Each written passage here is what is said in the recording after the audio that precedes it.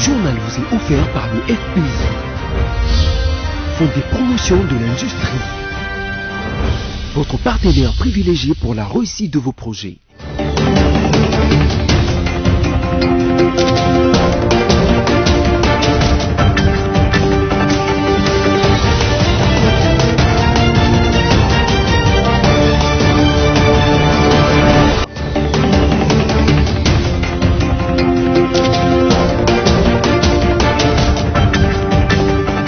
C'est l'heure de vous informer tout de suite les titres de l'actualité dès ces journaux. Abus sexuels en République démocratique du Congo, un rapport pointe des défaillances et négligences de l'Organisation mondiale de la santé. Le gouvernement congolais s'est engagé à faire de l'agriculture sa priorité des priorités. C'est en ces termes qu'il se tient à Kinshasa des états généraux de l'agriculture en vue de faire un état des lieux du secteur. En Ituri, une nouvelle attaque des miliciens Codeco dans la nuit du dimanche 26 à lundi 27 septembre dans les territoires de Djougou. Les bilans fait état de 5 morts. Après les titres, place au développement. Mesdames et messieurs, bienvenue. Le Premier ministre Jean-Michel Sama Lukonde Kyenge a reçu ce mardi 28 septembre à la primature l'ambassadeur américain en République démocratique du Congo, Mike Hammer. Toutes les questions d'actualité, notamment celles liées aux préparatifs des élections en 2023, à la situation plutôt sécuritaire à l'est de la République démocratique du Congo et à la COP 26 ont été passées au peigne fin, à confier à la presse Mike Hammer. On l'écoute. Oui, bon, c'est toujours bon d'avoir l'occasion de discuter avec le Premier ministre les sujets ponctuels en RDC. On a discuté la préparation que le gouvernement est en train de faire pour commencer à préparer de bonnes élections en 2023. Aussi, on a parlé de la priorité très importante pour la préparation de la COP26, une réunion, un sommet très important de l'environnement. Comme vous savez, que les États-Unis est bien impliqué dans notre partenariat privilégié pour faire avancer la paix et la prospérité, mais aussi la préservation de l'environnement. Et on a discuté comment la communauté internationale, les États-Unis spécifiquement, peut soutenir les efforts de la RDC de protéger le bassin du Congo, que c'est le deuxième poumon du monde, pour bénéficier la communauté congolaise, le pays, mais aussi le monde. Et aussi, on a discuté en général l'importance de la liberté de presse. Merci pour votre travail. La préoccupation de temps en temps de le problème qu'il y a qui menace la presse et pour faire avancer la démocratie en RDC. Les États-Unis est un allié qui voudrait toujours essayer de faire avancer la paix à l'est du pays. On a aussi discuté la situation sécuritaire, l'état de siège, les progrès que le gouvernement est en train de faire pour mettre fin à cette violence que c'est vraiment terrible pour la population de l'Est du pays. Oui, non, c'est de bonnes questions, les deux. Principalement avec la situation en préparation de la COP26, c'est une question de comprendre et savoir quel est le plan de le gouvernement congolais et quelles sont les choses, les besoins que la communauté internationale peut soutenir. Mais on apprécie beaucoup le leadership du président Tshisekedi. Il a une réunion avec mon secrétaire d'État, Tony Blinken, à New York. On a des discussions toujours en comment on peut faire avancer cette protection de l'environnement, d'aider la capacité de l'État congolais de protéger les forêts, mais aussi pour le bien de la communauté qui doit aussi avoir des opportunités. Je le disais au titre, le Premier ministre Jean-Michel Sama Lukonde a procédé le lundi 27 septembre à Kinshasa au lancement des états généraux de l'agriculture en vue de faire un état des lieux du secteur et proposer des solutions pour améliorer les secteurs. Les travaux sont placés sur les thèmes agriculture, clé de la croissance économique durable et de la réduction de la pauvreté en République démocratique du Congo. Images et commentaires. Ce forum de 3 jours, soit du 27 au 29 septembre, ont notamment pour objectif de contribuer à la relance du secteur agricole pour une revanche du sol et du sous-sol. Ce, en établissant les états des lieux du secteur agricole et pensant aux actions à mener pour relever les défis identifiés par le gouvernement dans ces secteurs. Le chef de l'exécutif national a relevé dans son mot d'ouverture que l'agriculture deviendra la priorité des priorités de son gouvernement avant d'annoncer des actions qu'il attend mener pour y parvenir. À charge pour le gouvernement de le traduire en actions concrètes, à savoir la revanche du sol sur le sous-sol. Il s'agit en réalité du primat de l'agriculture sur tous les autres secteurs de l'économie. Oui, mon gouvernement a clairement pris l'option de ne plus reposer tous ses espoirs du développement national uniquement sur le secteur des mines. Désormais, aux côtés notamment du tourisme, de la transition écologique, l'agriculture redeviendra, et réellement dans ce pays, la priorité des priorités.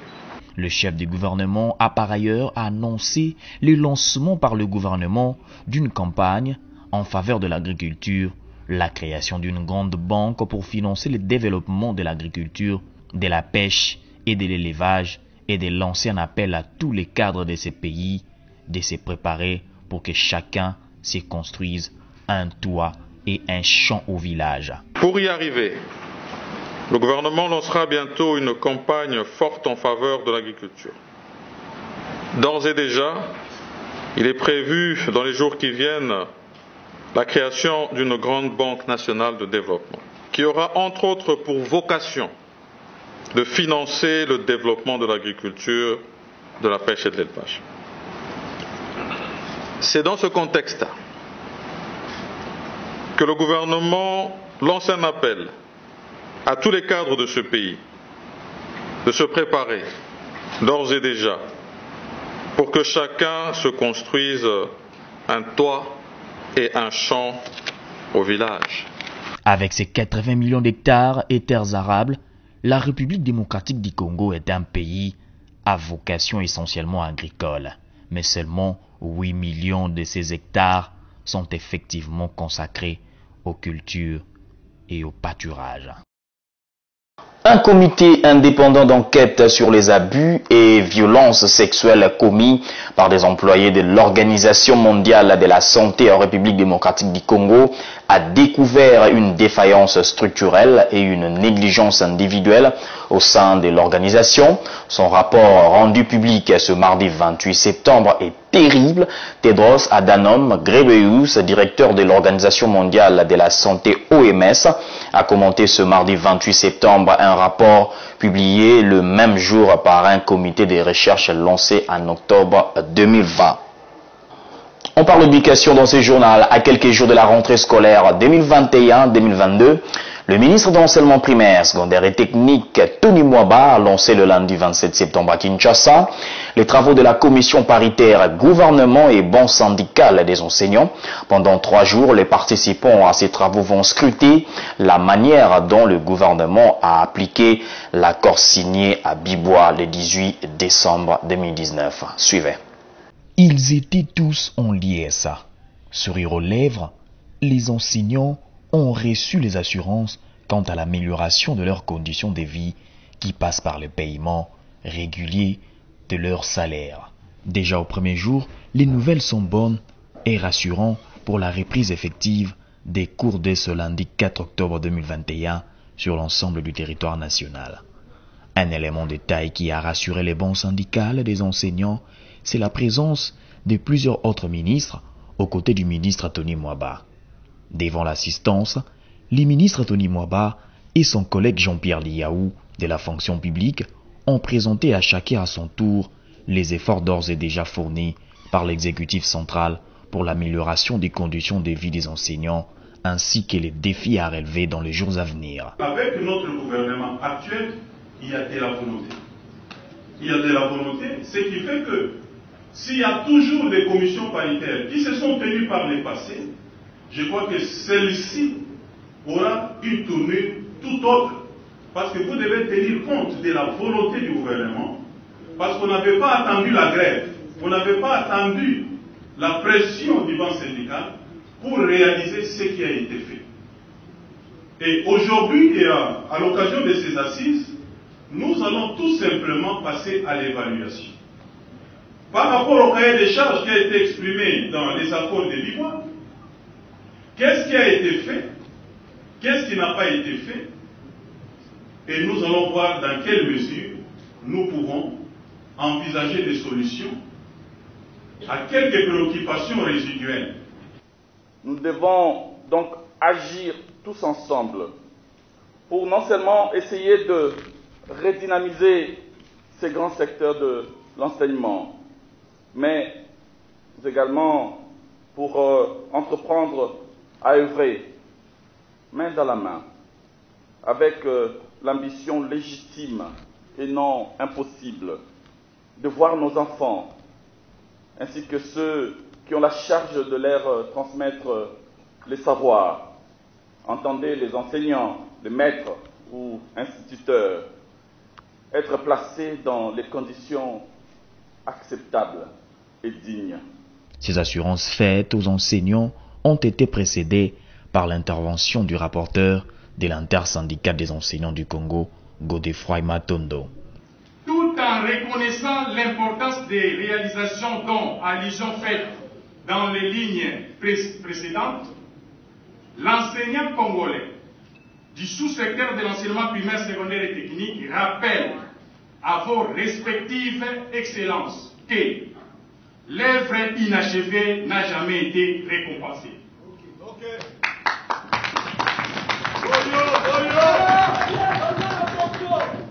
Vous avez donc le devoir d'État de respecter et de faire respecter les engagements que vous avez donc pris avec l'enseignant congolais, conformément au protocole d'accord de Biwa.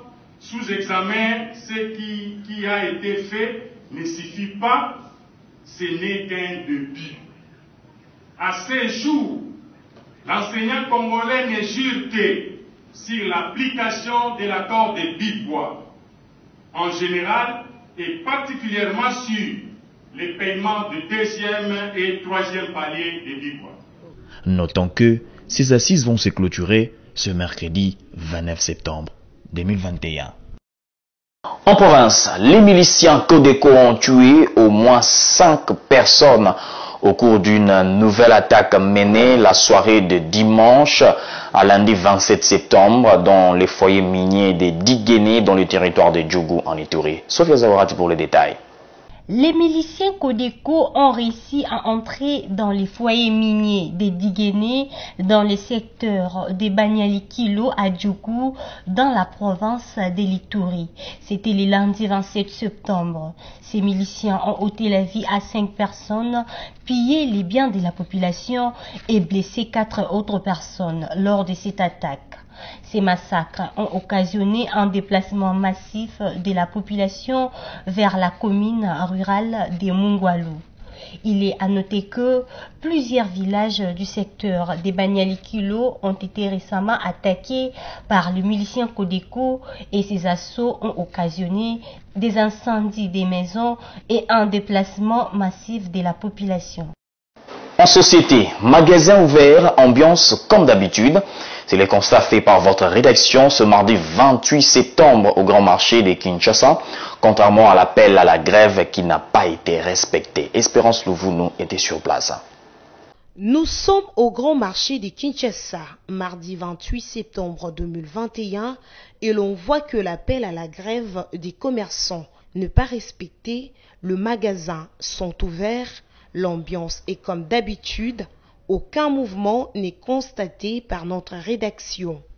Les vendeurs trouvés ici, les uns disent qu'il devrait y avoir juste une marche des vendeurs des Libanais et Chinois et les autres ne savent même pas qu'il devrait y avoir un mouvement de grève. Tous ont refusé d'accorder une interview à l'équipe de BSI Télévision. S'agissant de cette grève, le syndicat national des vendeurs du Congo ont voulu que tout le magasin et marché de la RDC ne fonctionne pas au courant de la journée du mardi 28 septembre pour protester et lutter contre l'exercice du petit commerce par les étrangers. Cette grève visait à pousser l'État congolais à faire respecter la loi sur l'exercice du petit marché en RDC. Rappelons que l'ordonnance loi numéro 79/0021 du 2 août 1979 ainsi que plusieurs arrêtés pris par le ministre qui ont défilé au ministère de l'économie interdisent l'exercice du petit commerce par les étrangers. La liberté et les responsabilités de certains Quinois qui se permettent de jeter habituellement des déchets et saletés sur la voie publique ainsi que les canalisations des eaux de pluie et ménagers laissent à désirer. Tel est le cri du cœur de votre rédaction dans cette interpellation signée Sami Bosongo. Des immondices et saletés répandus ça et là, tel est le spectacle quotidien des Quinois. Cette situation s'aggrave quand il pleut et que les eaux répandent ces immondices et saletés partout. Cependant, l'insalubrité dans le mur quinois n'est pas une génération spontanée. Elle résulte d'un comportement irresponsable de la part des Quinois qui ne s'imposent pas de bien gérer les déchets ménagers et autres et qui les jettent n'importe où, notamment sur les voies publiques ainsi que dans les caniveaux, collecteurs et rigoles, transformés du coup en poubelles. L'inconscience des Quinois est telle qu'ils déversent sans remords aucun leurs déchets sur les lieux où il ne le faut pas. Des voix s'élèvent contre cette désenvolture et cette inconséquence des Quinois. Nous, peuple, nous sommes les premiers à ne pas nous aimer et à ne pas aimer notre pays. On nous a construit des caniveaux, mais nuitamment, une dame viendra y jeter les déchets venant de son restaurant. Non, on va nous déboucher ces caniveaux. Mais nous aussi, peuple, nous devons avoir la conscience d'arranger ces caniveaux avant que les autorités viennent nous les curer. D'un côté, on condamne le gouvernement. On demande aux autorités de venir nous curer les caniveaux. On sait que les autorités vont déboucher les caniveaux. Mais nous-mêmes, nous devons savoir qu'il ne convient pas de jeter les déchets dans les canalisations. Que chacun amasse ses déchets dans sa parcelle. Et si l'amas devient important, les pousseurs passeront. Vous les payerez. Et ce sont eux qui connaissent les endroits indiqués où jeter ces déchets.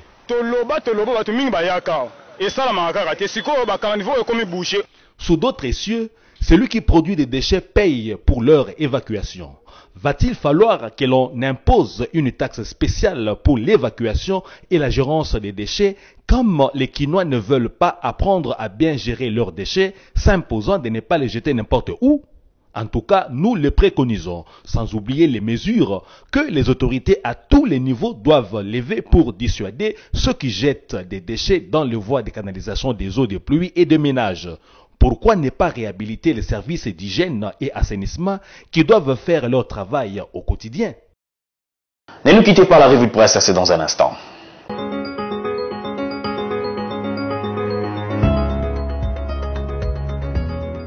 Bonjour. L'état de siège ne sera levé au Nord Kivu et en Ituri que lorsque les circonstances qui l'ont motivé disparaîtront. Cette déclaration de Félix Tshisekedi, que la prospérité online.net a exploité dans son papier, amorce notre randonnée médiatique de ce mardi 28 septembre 2021. Ces médias y est revenu sur l'allocution du président congolais et président en exercice de l'Union africaine du haut de la tribune des Nations Unies le mardi 21 septembre 2021, à travers laquelle il a exhorté un soutien pour lutter contre le terrorisme et le retour de la paix dans son pays et en Afrique, tout en promettant de ne lever l'état de siège que lorsque la guerre va se terminer à l'est de la RDC. Entre autres déclarations relatives du premier citoyen congolais, ces médias citent celle où il a dit des djihadistes qui opèrent sous le couvert du FDLR et du mouvement Allied Democratic Forces Baramadima at Tawhed Wal Mouaheden, en abrégé ADF Bara MTM, tuent mes compatriotes et pillent massivement les produits miniers et agricoles de mon pays. Comme on s'y attendait, Moïse Katumbi s'est exprimé sur la loi Tchani. Dans son papier, loi Tchani, c'était une distraction. Le chef de l'État a tranché. C'est sur cette procédé écrit, reprenant les propos du président de l'Ensemble pour la République. J'ai suivi le chef de l'État quand il était aux États-Unis et je crois qu'il a tranché. Pour moi, c'était une distraction. Le Congo n'a pas besoin de la division. On ne doit pas être distrait.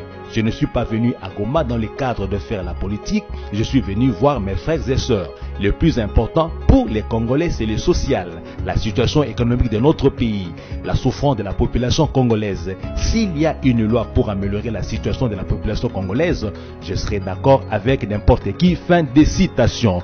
DeskEco.com, par lequel nous terminons cette randonnée, s'est intéressé à la possibilité d'atteindre la faim zéro en Afrique d'ici 2030, selon le président de la BAD, Dr Ankwemi à Adesina. Selon ce dernier, dans son message le premier jour du sommet des Nations Unies sur les systèmes alimentaires le 25 septembre, renseigne ces médias, le monde a les ressources pour mettre fin à la faim. Convoqué par le secrétaire général de l'ONU, Antonio Guterres, détail DeskEco.com, l'événement est présenté par ses organisateurs comme une opportunité historique de permettre à tous de tirer parti du pouvoir des systèmes alimentaires pour nous remettre de la pandémie de Covid-19 et nous remettre sur la bonne voie pour tout réaliser. Référence aux 17 objectifs de développement durable ODD d'ici 2030. Le sommet rassemble des milliers de jeunes, des producteurs d'aliments, des membres de la société civile, des chercheurs du secteur privé, des femmes et d'autochtones qui participent tous à la fois physiquement et virtuellement au sommet. Elle se déroule en marge de la 76e Assemblée Générale des Nations Unies à New York. Au revoir mesdames, mesdemoiselles et messieurs.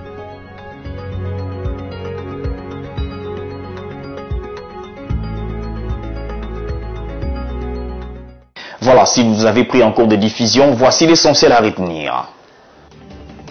Abus sexuels en République démocratique du Congo, un rapport pointe des défaillances et négligences de l'Organisation mondiale de la santé. Le gouvernement congolais s'est engagé à faire de l'agriculture sa priorité des priorités. C'est en ces termes qu'il se tient à Kinshasa des états généraux de l'agriculture en vue de faire un état des lieux du secteur. En Ituri, une nouvelle attaque des miliciens Codeco dans la nuit du dimanche 26 à lundi 27 septembre dans les territoires de Djougou. Les bilans fait état de 5 morts. Ce journal est terminé. Merci de l'avoir suivi. L'actualité reste à continuer sur votre chaîne. Vivez heureux.